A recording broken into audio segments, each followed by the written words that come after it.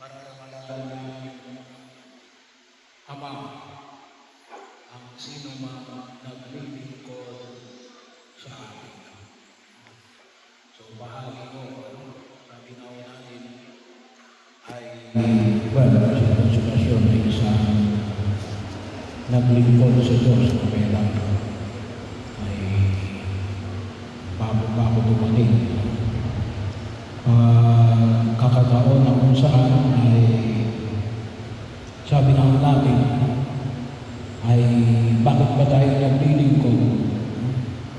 Ano ba yung nauna? Yung pagliligtas ng Diyos o yung ating paglilingkod? Kami sabi natin, nagpaglilingkod ako para ako maligtas ng Diyos. Mas tama ho yung sabihin na kaya ako naglilingkod kasi iniligtas ako ng Diyos. Bakit o ayaw kong sabihin na maglilingkod ako para ako ay maligtas ng Diyos? Kasi yung pagliligtas ng Diyos ay unang ilid sa lahat gawa ng gusto ng Diyos na tayo ay maligtas. Yung ating paglilingkod ay pagpapatunay lamang na tayo ay iniligtas ng Diyos. Yun naman yung huwag natin kalimutan. Kasi baka mamaya pumasok sa ating kaisipan na kailan tayo naligtas gawa ng lingkod ng Diyos. E paano yung mga hindi naglingkod sa Diyos?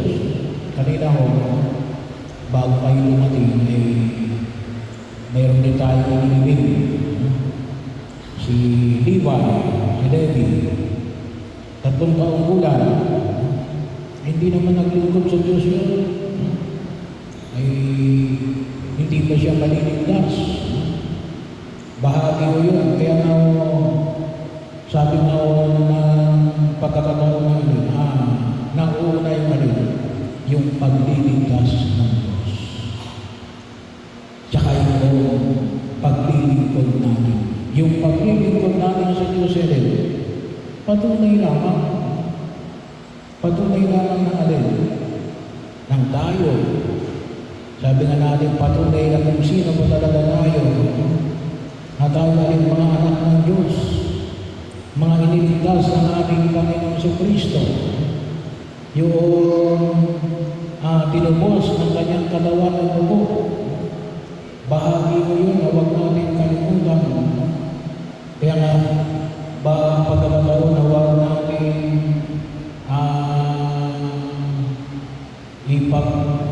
isang tabi. Kaya nga unahin, nagbibinyag tayo ng bata.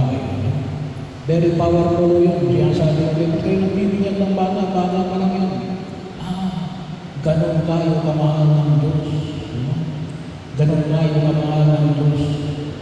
Al bilang pagpapahayag natin, tulad na ipinanganin natin, na ang pag-aari ng Diyos ay para doon sa tumatanda sa kaharian ng Diyos. Nang katulad ng isang bata, yun ang isa niyang requirement. Magkaroon tayo ng kalooban ng katulad ng isang bata. Bakit tatanggihan yung bata ay yung pala yung requirement magkaroon ng kalooban ng katulad ng isang bata. Naalin, tayo natin, sigurado, dahil bata pa yan, uncorrupted pa yan, hindi pa kurap yan, hindi pa bulong yan, galing yan sa Diyos, kaya sigurado, ang pipiliin niya ay ang Diyos. Kaya yun naman ang huwag natin kalimutan. Yung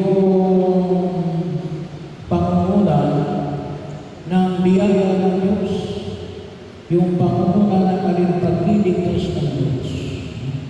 Yun ang pinamahawakan natin. Nanawa makita ko natin pagkakataon. So ibig sabihin, nandun na rin yung pagkakala. Alisin ninyo yung kaisipan na halimbawa, magbibigay lang ko sa baka kapag nanalo ako sa sweepstake. Ay, kapag hindi ka nanalo sa CFC, hindi ka na magbibigay sa simbahan. Mali, no? Kaya pinagpala ay hindi sapagkat nagbibigay ka sa simbahan. Nauna yung pagpapala bago yung pagkilos mo. At yun ang dapat na pag-uubukan namin. Yun ang dapat na maging bahagi ng ating pagtulong. Na tayo din, iniligtas ng Diyos, pinagpapala ng Diyos. Pagkakataon kung saan yung makita mo natin na ipinamangkin. Bagaman sabi na natin, yung pangalan ng aming inililipin ngayon ay konsolasyon. No? Yung langit ay hindi lamang konsolasyon. No?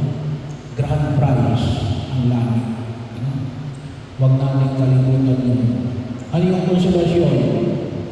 Yung paglilingkod natin sa Diyos. No? May lumaligtad sa kalimitang pagkaunawa natin bilang mga mananampalatayang Kristiyano katulad ko. At dapat, yun ang bigyan natin na hindi ng pagninila. No? Kaya kapag sinabi niyo, ba't ka nagpapakabuti? Anak ako ng Diyos, kaya ako nagpapakabuti. No? Ba't ka umiiwas sa masama? Anak ako ng Diyos. No? Pinagkahalian ako ng Diyos. No? Ako ay iniligtas ng Diyos, kaya umiiwas ako sa masama. No? Yung ang ipinaalala sa amin. Sa pagkilos natin sa daigdig na ito, dulot ng pananampalataya na ipinagkaloob sa atin ng pumikapal mula nung tayo ay binigyan. Kaya nga sa ating pag-ibigay, idinulong natin natin na walang pakinabangan ito yung konsolasyon sa kanyang pagpanaw sa daigdig na ito, na hindi ng pakinabangan ang biyaya ng pagliligtas ng buong may kapal. Yung kaganapan, bahagi yun bilang mga anak ng Diyos. At yun ang higit natin pakawakan, ang walang hanggang pag-ibig ng Diyos natin. Nais na tayo ay lahat kumaari. Bagaman sabi nga natin, baka hindi lahat kasi may mga tumatanggi. Pero nais ng Diyos natin, lahat tayo ay maligtas. Pero sabi na natin, ay kinakailangan natin ipakita yan sa ating pagkilos sa daigdig na ito. Kaya nga, anong sinabi sa Ebanghelyo natin ngayon sa araw na ito? No? Kaya, ipinamanin mo sa ating na dapat sumunod sa akin ang naglilingkod sa akin. Hindi ka lang naglilingkod sa Diyos, pero kalin, ikay bahagi una tingin sa lahat, pagsunod natin sa kagandahan loob ng Diyos. Na yun ang huwag natin kalimutan, makasama niya tayo doon sa kanyang kaharian sa langit. Kaya sana yun yung pag-uutan natin. Mawawag namin kalimutan pagka nagpapakabuti, pagka umiiwas sa masama. Huwag namin kalimutan yung tatak na dulot ng ating pananampalataya nung ibinigay sa atin nung tayo ay binibigyan. Ano? Tayo ay mga anak ng Diyos. At ang langit ay ang kaganapan ng biyaya na ito